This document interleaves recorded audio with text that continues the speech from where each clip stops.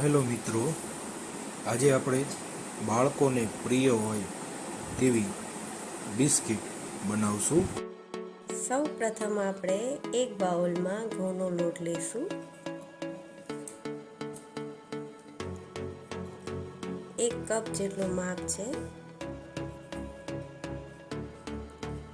હવે તેમાં મીઠું એડ કરશું સ્વાદ અનુસાર.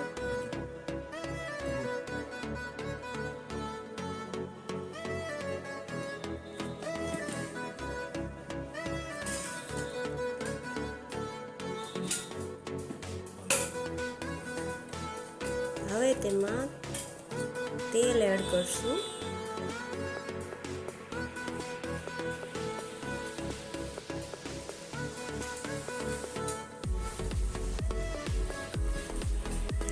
અને થોડીક બિસ્કિટ ક્રિસ્પી થાય એ માટે ઘી એડ કરશું.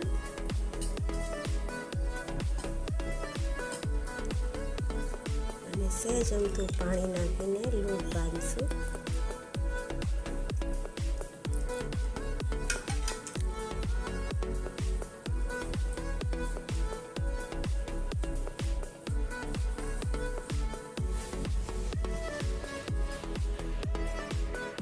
થોડુંક હલાવ્યા બાદ હવે આપણે તેલ નાખીને તેલથી જ લોટ બાંધવાનો છે.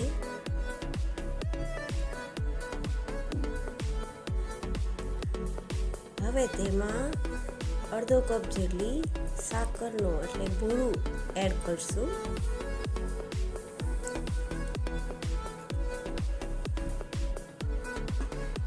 અને એની માટે સહેજ અમથું પાણી એડ કરશું એટલે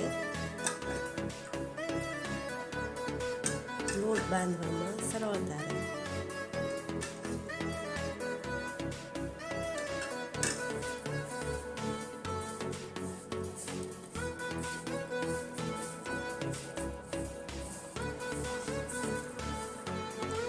હવે આ ડ્રાયફ્રૂટનું જે સહેજ અમથા કટકા કરેલા છે તે આમાં એડ કરશું.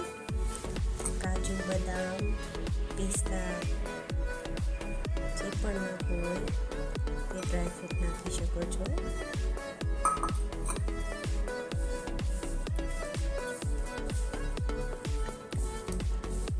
અને આ લોટ બાંધીએ તે આપણે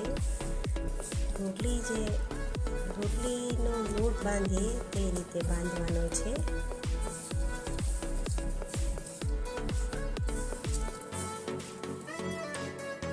આ રીતે લોટ બંધાઈ ગયેલો છે અને આપણે જોઈએ કે કેવી રીતે સોફ્ટ છે, કેટલો સોફ્ટ છે. બસ આ રીતનો સોફ્ટ રાખવાનો છે.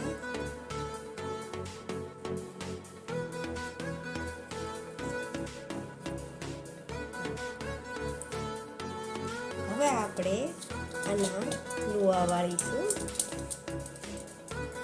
અને એને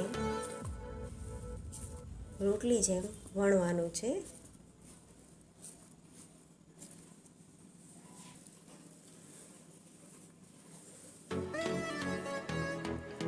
આ રીતના આપણે રોટલી વણીને હવે આપણે મોલ્ડ આપશું. આપણે જે આકાર જોઈતો હોય તે આકારનો મોલ્ડ લઈને એને કટ કરી નાખશું. હવે આ મોલ્ડ કરેલા પીસ છે તેને આપણે અલગ કરી નાખશું.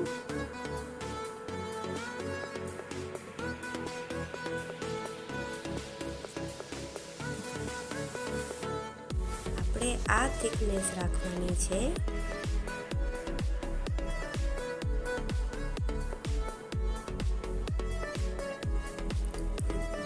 હવે આવી રીતે બધા પીસ આપણે અલગ કરી નાખશું. હવે આ મોલ્ડ કરેલા પીસ છે એને આપણે તળી નાખશું. હવે આપણે તેલને ગરમ કરશું અને ધીમી આંચ ઉપર બિસ્કિટને તળશું. હવે આપણે એક પછી એક બિસ્કિટ આપણે ઉમેરશું, નાખશું.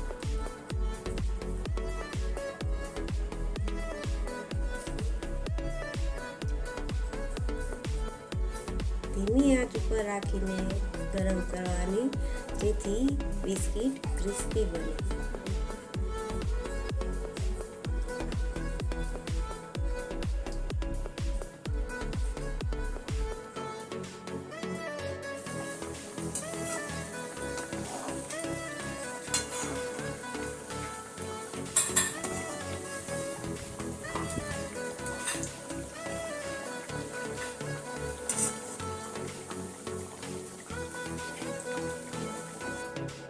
આ રીતે ગોલ્ડન બ્રાઉન થઈ જાય ત્યારે એને આપણે કાઢી લઈશું. આવી બ્રાઉન કલરની થઈ જાય એટલે આપણે તેને કાઢી લઈશું અને તેને રૂમ ટેમ્પરેચરે 15 મિનિટ રાખશું. કારણ કે આપણે એને જો પહેલાં રાખશું તો તે સાવ પોચી હશે. 15 મિનિટ રાખશું તો તે મસ્ત કડક થઈ જશે. આપ જોઈ શકો છો.